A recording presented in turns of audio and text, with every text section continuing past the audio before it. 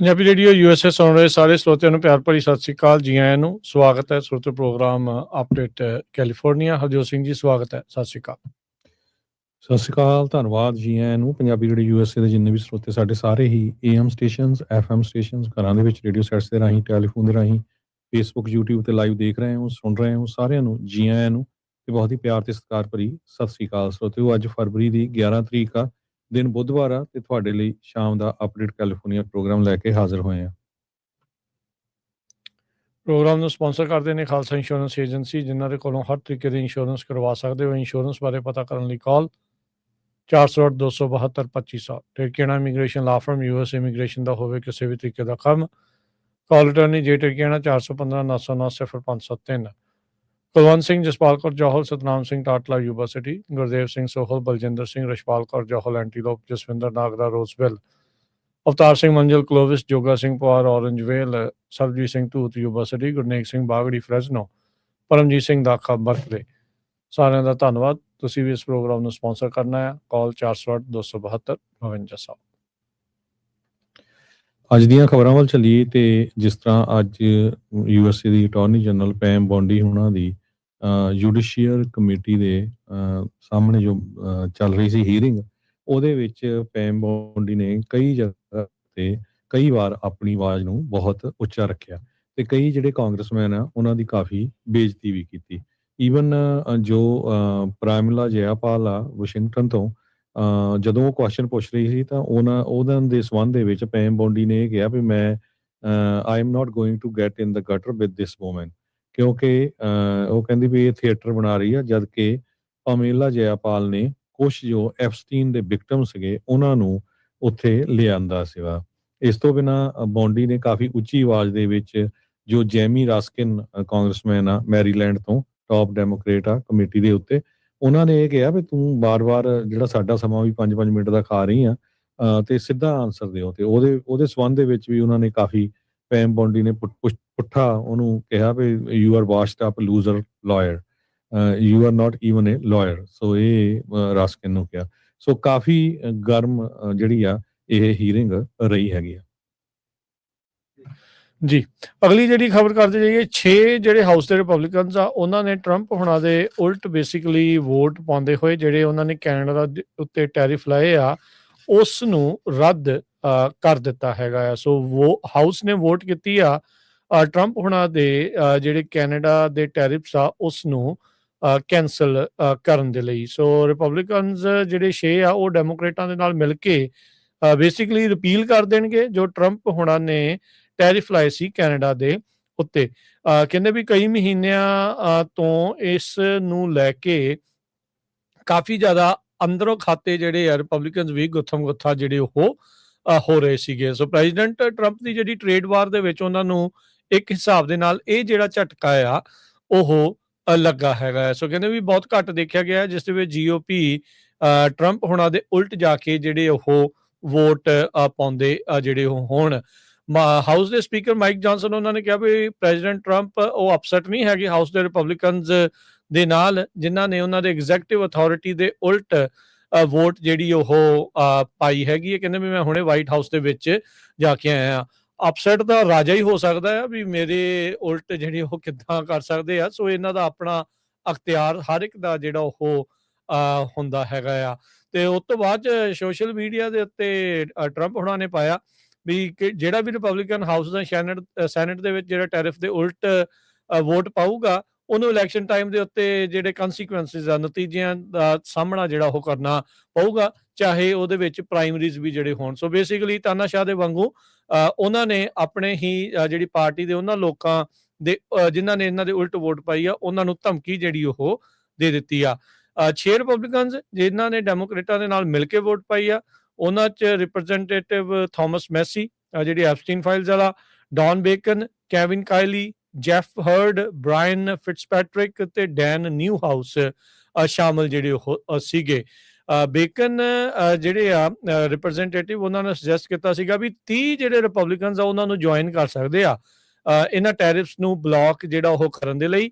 ਪਰ GOP ਦੀ leadership ਦੇ ਦਬਾਅ ਹੇਠਾਂ ਬਾਕੀ ਜਿਹੜੇ ਰਿਪਬਲਿਕਨਸ ਆ ਉਹ ਇਵੈਂਚੁਅਲੀ ਟਰੰਪ ਹੁਣਾਂ ਦੇ ਹੱਕ ਦੇ ਵਿੱਚ ਹੀ ਭੁਗਤੇ ਆ। ਪਰ 6 ਜਾਣੇ ਜਿਹੜੇ ਆ ਉਹ ਉਲਟ ਇਹਨਾਂ ਦੇ ਗਏ ਆ ਤੇ ਇਸ ਵੋਟ ਪਾ ਕੇ ਬੇਸਿਕਲੀ ਟਰੰਪ ਹੁਣਾਂ ਦੇ ਟੈਰਿਫ ਆ ਉਹਨਾਂ ਨੂੰ ਕੈਂਸਲ ਕਰ ਦਿੱਤਾ ਆ। ਸੈਨੇਟ ਨੇ ਆਲਰੇਡੀ ਇੱਕ ਇਦਾਂ ਦਾ ਮੈਜਰ ਟਰੰਪ ਹੁਣਾਂ ਦੇ ਟੈਰਿਫ ਨੂੰ ਕੈਂਸਲ ਕਰਨ ਵਾਲਾ ਕੈਨੇਡਾ ਦੇ ਉੱਤੇ ਉਹ ਕਹਿੰਦੇ ਵੀ ਪਾਸ ਜਿਹੜਾ ਉਹ ਕਰ ਦਿੱਤਾ ਸੀਗਾ। ਸੋ ਕਹਿੰਦੇ ਵੀ ਜਿੱਦਾਂ ਬਾਕੀ ਮੈਜਰਸ ਆ ਉਹਨਾਂ ਨੂੰ 60 ਵੋਟਾਂ ਚਾਹੀਦੀਆਂ ਹੁੰਦੀਆਂ ਆ, ਇਹ ਜਿਹੜਾ ਸਿੰਪਲ ਮੈਜੋਰਟੀ ਦੇ ਨਾਲ ਪਾਸ ਹੋ ਗਿਆ ਸੀਗਾ। ਸੋ ਟਰੰਪ ਹੁਣਾਂ ਦੇ ਜਿਹੜੇ ਟੈਰਿਫ ਆ ਉਹ ਹੁਣ ਕੈਨੇਡਾ ਦੇ ਉੱਤੇ ਕੈਂਸਲ ਕਰ ਦਿੱਤੇ ਗਏ ਹੈਗੇ ਆ। ਇਹਦੇ ਚ ਥੋੜਾ ਰਾਜਕਵੀਰ ਸਿੰਘ ਜੀ ਅਪਡੇਟ ਕਰ ਦਈਏ। ਇਹ ਕਾਂਗਰਸ ਦੇ ਵਿੱਚ ਪਾਸ ਹੋਇਆ ਹੈ, ਉਹਨੇ ਸੈਨੇਟ ਜਾਣਾ। ਸੈਨੇਟ ਚ ਬਹੁਤ ਸਲਿਮ ਚਾਂਸ ਆ ਵੀ ਇਸ ਬਿੱਲ ਨੂੰ ਪਾਸ ਹੋਣ ਦੇ। ਜੇ ਸੈਨੇਟ ਤੋਂ ਵੀ ਪਾਸ ਹੁੰਦਾ ਫਿਰ ਵਾਈਟ ਹਾਊਸ ਦੇ ਕੋਲ ਜਾਣਾ। ਸੋ ਅਲਟੀਮੇਟਲੀ ਤਾਂ ਉਹਨਾਂ ਨੇ ਇਹ ਕਰਨਾ ਨਹੀਂ, ਪਰ ਇੰਨਾ ਜ਼ਰੂਰ ਆ ਵੀ ਕਾਂਗਰਸ ਦੇ ਵਿੱਚ ਇਹ ਪਾਸ ਹੋ ਗਿਆ ਤੇ 6 ਰਿਪਬਲਿਕਨ ਟਰੰਪ ਉਹਨਾਂ ਦੇ ਉਲਟ ਹੋਏ ਹੈਗੇ ਆ। ਅਗਲੀ ਖਬਰ ਜੋ ਆ ਉਹ ਸਨੈਪ ਦੇ ਸੰਬੰਧ ਦੇ ਵਿੱਚ ਆ। ਮਿਲੀਅਨਸ ਆਫ ਅਮਰੀਕਨ ਜਿਹੜੇ ਆ ਅਮਰੀਕਾ ਦੇ ਵਿੱਚ ਜਿਹੜੇ ਉਹਨਾਂ ਦੇ ਲੋਕਲ ਸਨੈਪ ਦੇ ਆਫਿਸਰਸ ਆ ਉਹ ਸ਼ਟ ਡਾਊਨ ਕਰਨਗੇ ਡੋਰ 24 ਘੰਟੇ ਦੇ ਲਈ। ਪ੍ਰੈਜ਼ੀਡੈਂਟ ਡੇ ਜਦੋਂ ਫਰਵਰੀ 16 ਨੂੰ ਹੈਗਾ ਆ। 3000 ਲੋਕੇਸ਼ਨ ਦੇ ਉੱਤੇ ਇਹ ਸਾਰਾ ਕੁਝ ਵਾਪਰੂਗਾ। ਸੋ ਨੇਸ਼ਨ ਵਾਈਡ ਕਲੋਜ਼ਰ ਇਸ ਕਰਕੇ ਹੋ ਰਿਹਾ ਇਨ ਆਨਰ ਆਫ ਪ੍ਰੈਜ਼ੀਡੈਂਟ ਡੇ। ਤੇ ਕਹਿੰਦੇ ਭਈ ਗਵਰਨਮੈਂਟ ਆਫਿਸਰਸ ਤੇ ਸਰਵਿਸਿਜ਼ ਉਹ ਵੀ ਜਿਹੜੀਆਂ ਆ ਸ਼ਟ ਡਾਊਨ ਰਹਿਣਗੀਆਂ, ਐਕਸੈਪਸ਼ਨਸ ਹੋਣਗੀਆਂ। ਇਹਦੇ ਨਾਲ ਬਹੁਤ ਵੱਡੀ ਤਾਦਾਦ ਦੇ ਵਿੱਚ ਲੋਕਾਂ ਦੇ ਉੱਤੇ ਅਸਰ ਪਊਗਾ 50 ਸਟੇਟਾਂ ਦੇ ਵਿੱਚ। SNAP offices close food stamp ਰੈਸੀਪੀਐਂਟਸ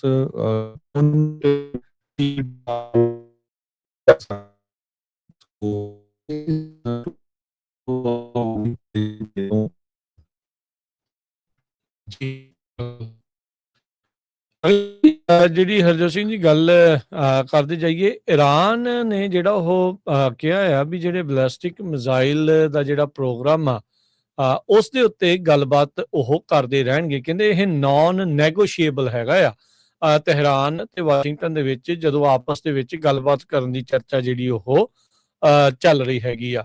ਦੂਜੇ ਰਾਊਂਡ ਦੀ ਜਿਹੜੀ ਗੱਲਬਾਤ ਆ US ਤੇ ਈਰਾਨ ਦੇ ਅਧਿਕਾਰੀਆਂ ਦੇ ਦਰਮਿਆਨ ਜਿਹੜੀ ਉਹ ਹੋ ਸਕਦੀ ਆ।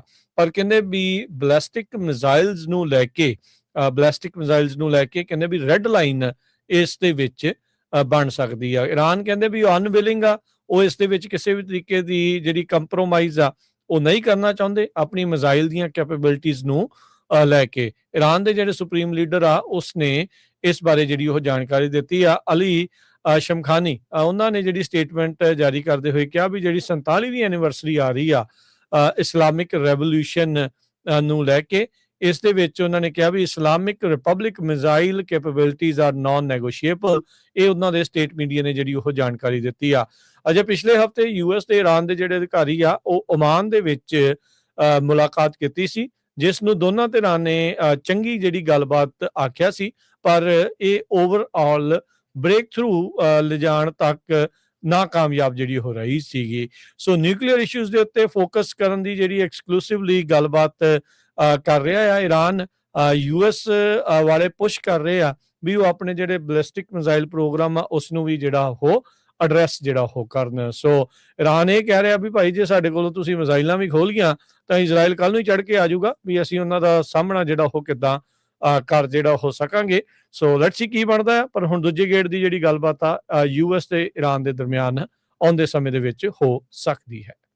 ਵਾਸ਼ਿੰਗਟਨ ਪੋਸਟ ਰਿਪੋਰਟ ਕਰ ਰਿਹਾ ਵੀ ਜਿਹੜੇ ਨੈਸ਼ਨਲ ਗਾਰਡ ਟਰੂਪਸ ਆ ਉਹਨਾਂ ਨੂੰ ਚੁੱਪ ਚਪੀਤੇ ਬਹੁਤ ਸਾਰੇ ਅਮਰੀਕਾ ਦੇ ਸ਼ਹਿਰਾਂ ਵਿੱਚੋਂ ਵਿਦਡਰਾ ਕਰ ਲਿਆ ਗਿਆ ਹੈਗਾ, ਜਿਨ੍ਹਾਂ ਦੇ ਵਿੱਚ ਲਾਸ ਐਂਜਲਸ, ਸ਼ਿਕਾਗੋ, ਪੋਰਟਲੈਂਡ, ਓਰੀਗਨ ਹੈਗੇ ਆ। ਇਹ ਪੁੱਲ ਆਊਟ ਪਿਛਲੇ ਮਹੀਨੇ ਪੂਰਾ ਕੰਪਲੀਟ ਕੀਤਾ ਗਿਆ, ਜਦ ਕਿ ਕੋਈ ਪਬਲਿਕ ਐਕਨੋਲਜਮੈਂਟ ਨਹੀਂ ਕੀਤੀ ਗਈ, ਕਿਸੇ ਵੱਲੋਂ ਸਟੇਟਮੈਂਟ ਨਹੀਂ ਆਈ, ਕੋਈ ਨਿਊਜ਼ ਦੇ ਵਿੱਚ ਨਹੀਂ ਆਇਆ। ਖਾਸ ਕਰਕੇ ਪ੍ਰੈਜ਼ੀਡੈਂਟ ਟਰੰਪ ਉਹਨਾਂ ਨੇ ਸੋਸ਼ਲ ਮੀਡੀਆ ਦੇ ਉੱਤੇ ਵੀ ਇਹਦੇ ਬਾਰੇ ਨਹੀਂ ਪਾਇਆ। ਹੈਕਸਤ ਉਹਨਾਂ ਨੇ ਇਹ ਕਿਹਾ ਸੀ ਵੀ ਮੋਬਿਲਾਈਜੇਸ਼ਨ ਬਹੁਤ ਜ਼ਰੂਰੀ ਆ ਤਾਂ ਕਿ ਜੋ ਵਾਇਲੈਂਸ ਵੱਧ ਰਹੀ ਆ ਉਸ ਨੂੰ ਕੰਟਰੋਲ ਕੀਤਾ ਜਾ ਸਕੇ। ਜਦੋਂ ਵਾਈਟ ਹਾਊਸ ਦੇ ਨੂੰ ਪੁੱਛਿਆ ਗਿਆ, ਵਾਈਟ ਹਾਊਸ ਦੇ ਜਿਹੜੇ ਪ੍ਰੈਸ ਸੈਕਟਰੀ ਆ ਉਹਨਾਂ ਨੇ ਜਿਹੜਾ ਕੁਐਸਚਨ ਆ ਉਹ ਕਹਿੰਦੇ ਆ ਭਈ ਜੋ ਕੁਝ ਵਾਪਰਿਆ ਇਹ ਤੁਸੀਂ ਹੁਣ ਆਉਣ ਵਾਲੇ ਸਮੇਂ 'ਚ ਤੁਹਾਨੂੰ ਪਤਾ ਲੱਗੂਗਾ। ਗੋਲ-ਮੋਲ ਗੱਲ ਜਿੱਦਾਂ ਕਰ ਗਏ। ਪੈਂਟਾਗਨ ਨੇ ਵੀ ਇਹਦੇ ਬਾਰੇ ਕੋਈ ਗੱਲਬਾਤ ਨਹੀਂ ਕੀਤੀ ਹੈਗੀ। 5000 ਦੇ ਕਰੀਬ ਜਿਹੜੇ ਟਰੂਪਸ ਆ ਉਹ ਲਾਸ ਐਂਜਲਸ ਸੀ, 500 ਸ਼ਿਕਾਗੋ, 200 ਪੋਰਟਲੈਂਡ, ਓਰੀਗਨ ਦੇ ਵਿੱਚ ਸੀ ਜਿਨ੍ਹਾਂ ਨੂੰ ਵਾਪਸ ਬੁਲਾ ਲਿਆ ਗਿਆ ਹੈਗਾ। 2500 ਦੇ ਕਰੀਬ ਨੈਸ਼ਨਲ ਗਾਰਡ ਵਾਸ਼ਿੰਗਟਨ ਡੀਸੀ ਦੇ ਵਿੱਚ ਹੈਗੇ ਆ। ਉਹਨਾਂ ਚੋਂ ਵੀ ਕਾਫੀ ਵੱਡੀ ਗਿਣਤੀ ਦੇ ਵਿੱਚ ਲੋਕਾਂ ਨੂੰ ਜਿਹੜੇ ਨੈਸ਼ਨਲ ਗਾਰਡ ਆ ਵਾਪਸ ਬੁਲਾ ਲਿਆ ਗਿਆ ਹੈਗਾ। ਦਸੰਬਰ ਮਹੀਨੇ ਦੇ ਵਿੱਚ ਯੂਐਸ ਦੀ ਸੁਪਰੀਮ ਕੋਰਟ ਨੇ ਟੈਂਪਰੇਰੀ ਆਰਡਰ ਇਸ਼ੂ ਕੀਤਾ ਸੀ ਟਰੰਪ ਉਹਨਾਂ ਦੇ ਅਗੇਂਸਟ ਵੀ ਸ਼ਿਕਾਗੋ ਦੇ ਵਿੱਚ ਜੋ ਡਿਪਲੋਇਮੈਂਟ ਕੀਤੀ ਗਈ ਆ ਉਹ ਗਲਤ ਹੈਗੀ ਆ, ਉਹ ਨਹੀਂ ਹੋਣੀ ਚਾਹੀਦੀ ਹੈਗੀ। ਸੋ $496 ਮਿਲੀਅਨ ਡਿਪਲੋਇਮੈਂਟ ਦਾ ਕੋਸਟ ਆ ਕਾਂਗਰੈਸ਼ਨਲ ਬਜਟ ਆਫਿਸ ਨੇ ਜਨਵਰੀ ਮਹੀਨੇ ਦੇ ਵਿੱਚ ਰਿਪੋਰਟ ਕੀਤਾ ਹੈਗਾ। ਜੀ ਅਗਲੀ ਗੱਲ ਕਰਦੇ ਜਾਈਏ। ਸੈਨ ਹੋਜ਼ੇ ਪੁਲਿਸ ਡਿਪਾਰਟਮੈਂਟ ਨੇ ਇੱਕ ਸਟਿੰਗ ਆਪਰੇਸ਼ਨ ਕਰਦੇ ਹੋਏ 11 ਜਿਹੜੇ ਸਸਪੈਕਟ ਆ ਉਹਨਾਂ ਨੂੰ ਗ੍ਰਿਫਤਾਰ ਕੀਤਾ ਆ, ਜਿਨ੍ਹਾਂ ਦੇ ਉੱਤੇ ਕਥਿਤ ਤੌਰ ਦੇ ਉੱਤੇ ਹਿਊਮਨ ਟ੍ਰੈਫਿਕਿੰਗ ਤੇ ਚਾਈਲਡ ਐਕਸਪਲੋਇਟੇਸ਼ਨ ਦੇ ਜਿਹੜੇ ਚਾਰजेस ਆ ਉਹ ਲਗਾਏ ਹੈਗੇ ਆ। ਅਫਸੋਸ ਦੇ ਨਾਲ ਦੱਸਣਾ ਪੈ ਰਿਹਾ ਵੀ ਇਹਨਾਂ ਵਿੱਚ ਇੱਕ ਜਿਹੜਾ ਪੰਜਾਬੀ ਮੂਲ ਦਾ ਮੁੰਡਾ ਵੀ ਸ਼ਾਮਲ ਹੈਗਾ ਆ, ਹਰਜੀਤ ਸਿੰਘ 24 ਜਿਹੜਾ ਉਹ ਸਾਲ ਦਾ। ਸੈਨ ਹੋਜ਼ੇ ਪੁਲਿਸ ਡਿਪਾਰਟਮੈਂਟ ਨੇ ਜਿਹੜਾ ਉਹ ਦੱਸਿਆ ਵੀ 3 ਤਰੀਕ ਤੋਂ ਲੈ ਕੇ 6 ਤਰੀਕ ਦੇ ਦਰਮਿਆਨ ਇਹਨਾਂ ਨੇ ਜਿਹੜਾ ਇਹ ਸਟਿੰਗ ਆਪਰੇਸ਼ਨ ਕੀਤਾ ਸੀ ਸੁਪਰ ਬੋਲ ਦੇ ਇਰਦ ਗਿਰਦ। ਇਸ ਦੇ ਵਿੱਚ 31 ਸਾਲਾਂ ਦਾ ਇੱਕ ਰੂਬਨ ਗਜ਼ਮੈਨ ਨਾਂ ਦਾ ਬੰਦਾ, ਜੋ ਕਿ ਇੱਕ ਅਸਿਸਟੈਂਟ ਪ੍ਰਿੰਸੀਪਲ ਆ ਸਨਰਾਈਜ਼ ਮਿਡਲ ਸਕੂਲ ਦਾ, ਉਸ ਨੂੰ ਵੀ ਗ੍ਰਿਫਤਾਰ ਕੀਤਾ ਗਿਆ। ਇਸ ਨੇ ਕੋਸ਼ਿਸ਼ ਕੀਤੀ ਸੀ ਕਥਿਤ ਤੌਰ ਦੇ ਉੱਤੇ 13 ਸਾਲ ਦੇ ਇੱਕ ਨਾਬਾਲਗ ਮੁੰਡੇ ਨੂੰ ਸੋਲਿਸਿਟ ਕਰਨ ਦੇ ਜਿਹੜੇ ਉਹ ਲਈ। ਸੋ ਸਕੂਲ ਨੇ ਤੁਰੰਤ ਦੇਣੀ ਗਜ਼ਮੈਨ ਨੂੰ ਜਿਹੜਾ ਆ ਉਹਦੇ ਅਹੁਦੇ ਤੋਂ ਜਿਹੜਾ ਉਹ ਲਾ ਦਿੱਤਾ ਤੇ ਇਨਵੈਸਟੀਗੇਸ਼ਨ ਜਿਹੜੀ ਉਹ ਸ਼ੁਰੂ ਕਰ ਦਿੱਤੀ ਜਿਹੜੀ ਉਹ ਗਈ ਹੈਗੀ ਆ। ਸੋ ਸੁਪਰ ਬੋਲ ਦੇ ਇਰਦ ਗਿਰਦ 3 ਤੋਂ 6 ਦੇ ਫਰਵਰੀ ਦੇ ਦਰਮਿਆਨ ਇਹ ਜਿਹੜੇ ਮਾਈਨਰਸ ਦੇ ਨਾਲ ਸੈਕਸ਼ੂਅਲ ਐਕਟੀਵਿਟੀ ਜਿਹਦੇ ਵਿੱਚ ਇੰਗੇਜ ਕਰਨਾ ਜਿਹੜੇ ਚਾਹ ਰਹੇ ਸੀ, ਉਹਨਾਂ ਦੇ ਵਿੱਚੋਂ 11 ਜਾਣੇ ਆ ਉਹ ਉੱਥੇ ਗ੍ਰਿਫਤਾਰ ਸੈਨ ਹੋਜ਼ੇ ਪੁਲਿਸ ਡਿਪਾਰਟਮੈਂਟ ਦੇ ਦੁਆਰਾ ਕੀਤੇ ਗਏ ਆ। ਇਹ ਸਾਰੇ ਦੇ ਸਾਰੇ ਸੈਂਟਾ ਕਲਾਰਾ ਜਿਹੜੀ ਕਾਉਂਟੀ ਜੇਲ੍ਹ ਆ, ਮੇਨ ਜੇਲ੍ਹ, ਉਹਦੇ ਵਿੱਚ ਲਾਏ ਗਏ ਆ। ਚਾਰजेस ਜਿਨ੍ਹਾਂ ਦੇ ਵਿੱਚ attempted lewd acts with a minor, arranging meetings with a minor for sexual purposes ਦੇ ਸ਼ਾਮਲ ਹੈਗੇ ਆ। ਇਹਨਾਂ ਦੀਆਂ ਜਿਹੜੀਆਂ ਤਸਵੀਰਾਂ ਆ KTVU ਤੇ ਸੈਨ ਹੋਜ਼ੇ ਪੁਲਿਸ ਡਿਪਾਰਟਮੈਂਟ ਨੇ ਆਲਰੇਡੀ ਜਾਰੀ ਕਰ ਦਿੱਤੀਆਂ ਆ। ਅਗਲੀ ਖਬਰ ਵੱਲ ਚਲੀਏ, ਉਹ ਵੈਦਰ ਨੂੰ ਲੈ ਕੇ ਆ। ਲੇਕ ਤਾਹੋ ਦੇ ਵਿੱਚ ਲੇਕ ਤਾਹੋ ਵਾਲਾ ਏਰੀਆ ਜੋ ਕਾਫੀ ਸਟਾਰਮ ਆਇਆ ਆ, ਸਨੋ ਸਟਾਰਮ। ਕਹਿੰਦੇ ਵੀ winter storm warning in place ਆ 11 ਵਜੇ ਤਾਈਂ ਅੱਜ ਰਾਤ। ਤੇ ਸਨੋ ਉੱਥੇ ਕਾਫੀ ਜ਼ਿਆਦਾ ਪੈ ਰਹੀ ਆ। 7000 ਫੁੱਟ ਦੀਆਂ ਉਚਾਈਆਂ ਤੋਂ ਵੱਧਦੀਆਂ ਜਿਹੜੀਆਂ ਪਹਾੜੀਆਂ ਹੈਗੀਆਂ 30 ਮੀਲ ਪਰ ਆਵਰ ਦੇ ਹਿਸਾਬ ਦੇ ਨਾਲ ਹਵਾਵਾਂ ਜੋ ਚੱਲ ਰਹੀਆਂ ਹੈਗੀਆਂ। ਨੈਸ਼ਨਲ ਵੈਦਰ ਸਰਵਿਸ ਨੇ ਇਹ ਕਿਹਾ ਵੀ ਫਰਾਈਡੇ ਤੱਕ ਇਦਾਂ ਹੀ ਇਹ ਚੱਲਦਾ ਰਹੂਗਾ। ਟੈਂਪਰੇਚਰ ਲੋਜ਼ ਦੇ ਵਿੱਚ ਹੈਗਾ 20 ਤੋਂ 30 ਤੇ ਇਹ ਇਸ ਵੀਕਐਂਡ ਤੱਕ ਇਦਾਂ ਹੀ ਲੋ ਰਹੂਗਾ। ਇਸੇ ਤਰ੍ਹਾਂ ਪੈਲੀਸੇਡਸ ਜਿਹੜਾ ਸਕੀ ਰਿਜ਼ੋਰਟ ਏਰੀਆ ਆ ਉੱਥੇ ਵੀ ਜੋ 25 ਇੰਚ ਤੱਕ ਸਨੋ 24 ਘੰਟਿਆਂ ਦੇ ਵਿੱਚ ਪੈ ਚੁੱਕੀ ਹੈਗੀ ਆ। ਮਾਊਂਟ ਰੋਜ਼, ਹੈਵਨਲੀ, ਇਹ ਸਾਰੇ ਜੋ ਏਰੀਆ ਡਾਇਮੰਡ ਪੀਕ, ਇਹਨਾਂ ਤੇ 25 ਤੋਂ ਲੈ ਕੇ 28 ਇੰਚ ਤੱਕ ਜੋ ਸਨੋ ਆ ਉਹ ਪੈ ਚੁੱਕੀ ਹੈਗੀ ਆ।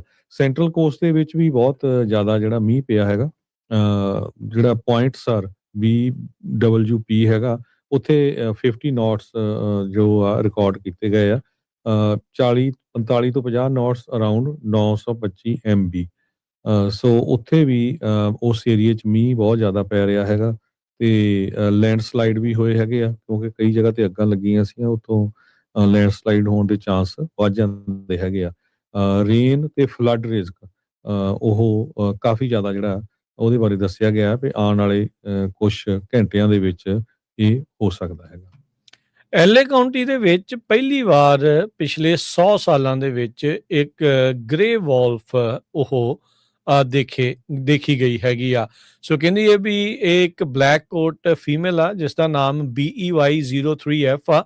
ਸੋ ਕਾਲਰਡ ਇਹ ਗ੍ਰੇ ਵੋਲਫ ਹੈਗੀ ਆ। ਸੋ ਐਲਏ ਕਾਉਂਟੀ ਦੇ ਵਿੱਚ ਬੀਤੀ 7 ਫਰਵਰੀ ਨੂੰ ਇਹ ਦਾਖਲ ਜਿਹੜੀ ਉਹ ਹੋਈ ਸੀ। ਸਿਆਰਾ ਨਿਵਾਡਾ ਦੇ ਮਾਊਂਟੇਨਸ ਦੇ ਵਿੱਚ ਇਹ ਜਿਹੜੀ ਆ ਉਹ ਰਹਿੰਦੀ ਆ ਤੇ ਕਹਿੰਦੇ ਵੀ ਮੋਸਟ ਪ੍ਰੋਬਬਲੀ ਜਿਹੜੇ ਵਾਈਲਡ ਲਾਈਫ ਅਧਿਕਾਰੀ ਆ ਉਹ ਮੰਨਦੇ ਆ ਵੀ ਮੇਟ ਦੀ ਸਰਚ ਦੇ ਵਿੱਚ ਐਲਏ ਕਾਉਂਟੀ ਦੇ ਵਿੱਚ ਦਾਖਲ ਹੋਈ ਹੋ ਸਕਦੀ ਆ। ਸੋ GPS ਕਾਲਰ ਇਸ ਦੇ ਉੱਤੇ ਫਿੱਟ ਕੀਤਾ ਗਿਆ ਆ। ਪਿਛਲੇ ਸਾਲ ਮਈ ਮਹੀਨੇ 'ਚ ਇਹ ਟਲੈਰੀ ਕਾਉਂਟੀ ਦੇ ਵਿੱਚੋਂ ਲੰਘ ਕੇ ਜਿਹੜੀ ਉਹ ਗਈ ਸੀਗੀ। ਸੋ ਕਹਿੰਦੇ ਵੀ ਲਾਸ ਐਂਜਲਸ ਪਬਲਿਕ ਕਾਉਂਟੀ ਦੇ ਵਿੱਚ ਇਸ ਦੇ ਬਾਰੇ ਜਿਹੜੀ ਉਹ ਜਾਣਕਾਰੀ ਦਿੱਤੀ ਗਈ ਆ।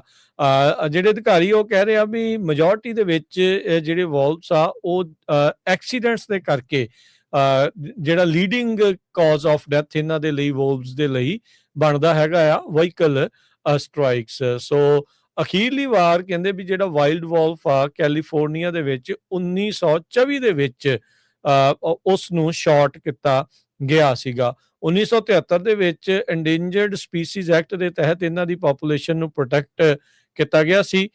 90s ਦੇ ਵਿੱਚ ਯੈਲੋਸਟੋਨ ਨੈਸ਼ਨਲ ਪਾਰਕ ਦੇ ਵਿੱਚ ਇਹਨਾਂ ਨੂੰ ਦੁਬਾਰਾ ਰੀਇੰਟਰੋਡਿਊਸ ਕੀਤਾ ਜਿਹੜਾ ਹੋ ਗਿਆ ਆ। ਸੋ ਕਹਿੰਦੇ ਵੀ ਵੋਲਵ ਇਵੈਂਚੁਅਲੀ ਸਾਰੀਆਂ ਜਿਹੜੀਆਂ ਹੁਣ 48 ਸਟੇਟਸ ਦੇ ਵਿੱਚ ਡਿਸਪਰਸ ਜਿਹੜੇ ਉਹ ਹੋਏ ਨੇ ਤੇ ਵੋਲਫ ਕ੍ਰਾਸਿੰਗ ਕੈਲੀਫੋਰਨੀਆ ਦੇ ਵਿੱਚ ਜਿਹੜੀ ਆ ਉਸ 1920s ਤੋਂ ਬਾਅਦ 2011 ਦੇ ਵਿੱਚ ਫਿਰ ਦਰਜ ਕੀਤੀ ਗਈ ਸੀ।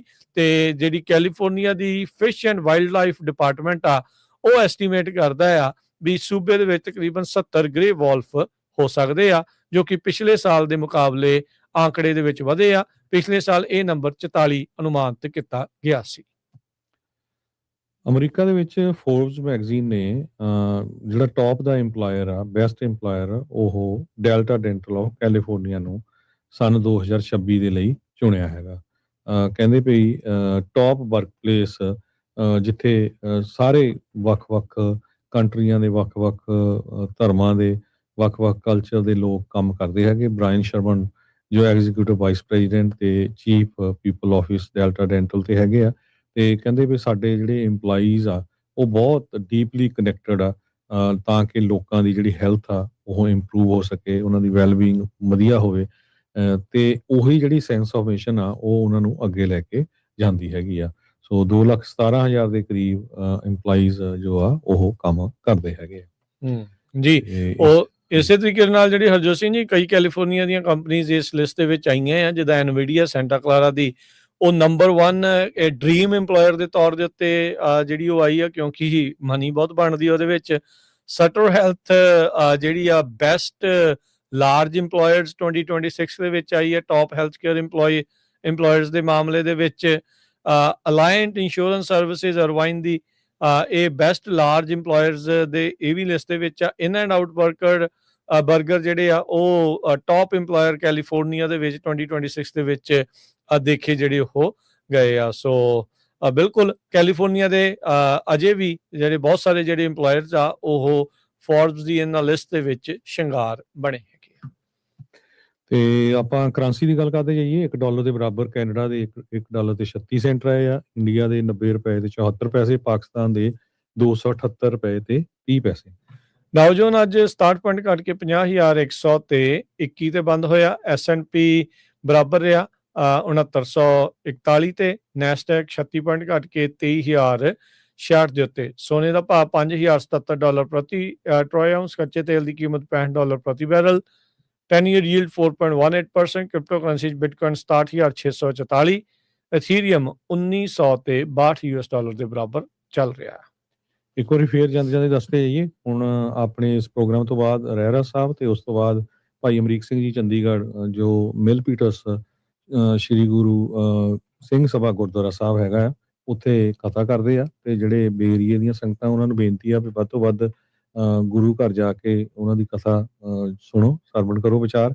ਤੇ ਜਿਹੜੇ ਦੂਰ ਦਰਾਡੇ ਹੈਗੇ ਆ ਉਹ ਪੰਜਾਬੀ ਰੇਡੀਓ USA ਦੇ ਸਾਰੇ ਹੀ ਸਟੇਸ਼ਨਸ ਜਿਹੜੇ ਆ ਸਾਡੇ 15 ਦੇ 15 ਸਟੇਸ਼ਨਸ ਬੇਕਰਸਫੀਲਡ ਤੋਂ ਲੈ ਕੇ ਯੂਬਾ ਸਿਟੀ ਤਾਈਂ, ਪਲੱਸ ਸਾਡੀ ਆਨਲਾਈਨ ਐਪ ਜ਼ਰੂਰ ਡਾਊਨਲੋਡ ਕਰੋ ਪੰਜਾਬੀ ਰੇਡੀਓ USA ਦੀ। ਜਿੱਥੇ ਕਿਤੇ ਵੀ ਦੁਨੀਆ 'ਚ ਹੈਗੇ ਆ ਤੁਸੀਂ ਉਹ ਕਥਾ ਨੂੰ ਸਰਵਣ ਕਰ ਸਕਦੇ ਹੋ। 6:30 ਤੋਂ ਲੈ ਕੇ 7:30 ਪੌਣੇ 8 ਤੱਕ ਜੋ ਕਥਾ ਆ ਉਹਨਾਂ ਦੀ ਹੁੰਦੀ ਹੈਗੀ। ਜੀ ਹੁਣ ਲੈਂਦੇ ਹਾਂ ਜੀ ਇਜਾਜ਼ਤ। ਸਭ ਨੇ ਪਿਆਰ ਭਰੀ ਸਤਿ ਸ਼੍ਰੀ ਅਕਾਲ। ਸਤਿ ਸ੍ਰੀ ਅਕਾਲ।